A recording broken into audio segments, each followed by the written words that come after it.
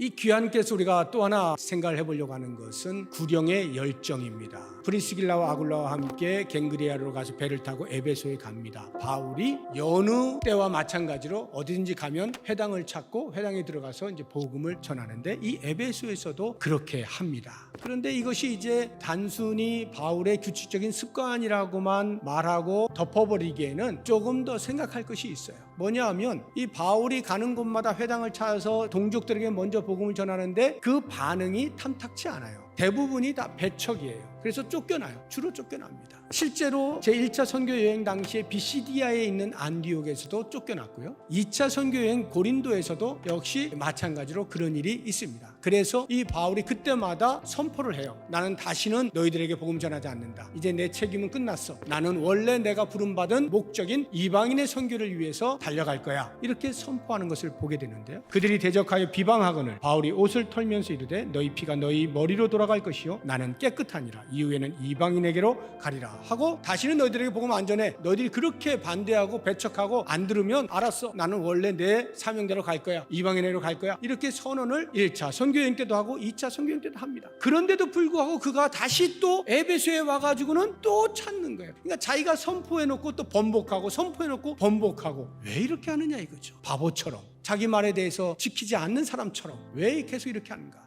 그것은 다른 이유가 없어요. 한 영혼 구령에 대한 열정이 그의 마음속에 타오르기 때문에 이렇게 하는 거예요. 과연 바울의 마음속에 그 구령의 열정이 타오르게 만든 동기는 무엇일까요? 단 한 가지입니다. 자기를 향한 주님의 열정, 그 열정에 대한 이해가 있기 때문에 가능한 거예요. 내가 전에는 비방자요 박해자요 폭행자였으나 도리어 긍휼을 입은 것은 내가 믿지 아니할 때에 알지 못하고 행하였음이라. 우리 주의 은혜가 그리스도 예수 안에 있는 믿음과 사랑과 함께 넘치도록 풍성하였도다. 믿보다 모든 사람이 받을 만한 이 말이요 그리스도 예수께서 죄인을 구원하시려고 세상에 임하셨다 하였도다. 죄인 중에 내가 괴순이라. 그러나 내가 긍휼을 입은 까닭은 예수 그리스도께서 내게 먼저 일체 오래 참으심을 보이사 후에 주를 믿어 영생 얻는 자들에게 본이 되게 하려 하심으로. 바울은 자신이 구원받을 만한 아무런 자격이 없는 것을 알았어요. 전에는 비방자의 폭행자의 박해자였습니다. 그런데도 불구하고 오래 참으셔서 주님께서 나를 향하여 가지고 계신 그 구원에 대한 열정 때문에 내가 구원을 받게 되었다. 이 사실을 안 거예요. 그리고 한 걸음 더 나아가서 그렇게 오래 참으셔서 나를 구원해 주신 이유는 나를 통하여 영생을 얻기로 작정된 자에게도 오래 참고 기다릴 수 있도록 하시기 위하여 그렇게 하셨다. 이 사실을 알고 있는 거예요. 그러니까 아무런 자격이 없는 나 같은 죄인에게 찾아오셔서 구원의 은혜를 베푸신 그 주님이 나를 통하여 누군가에게 또 그렇게 하시기를 원하시니 내 속에서 끊임없는 그 한 영혼에 대한 열정이 생겨날 수밖에 없는 거죠. 혹시 여러분 가운데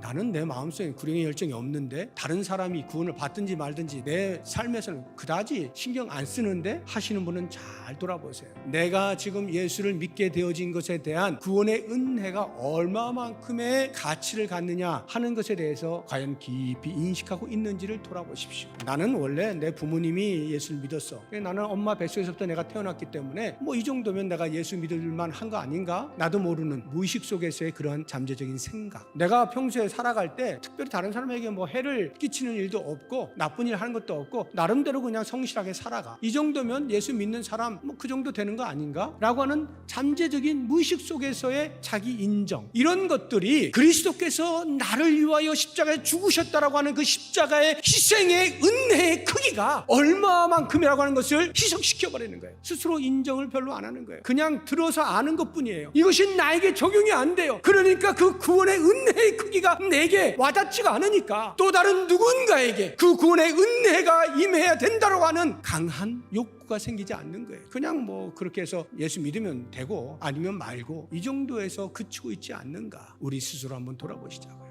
나는 도무지 하나님 앞에서 구원을 얻을 만한 어떠한 자격도 가지고 있지 못한 죄인 중에 괴수인 것입니다. 그러한 사람을 구원하여 주신 그 주님의 오래 참으심과 나를 향한 열정, 그렇다고 하면 나를 구원하여 그 본을 따르게 하시는 주님의 마음을 따라서 한 영혼에 대한 구원의 열정을 쏟아내는 것, 이것이 우리가 해야 할 일이 아니냐 하는 것입니다.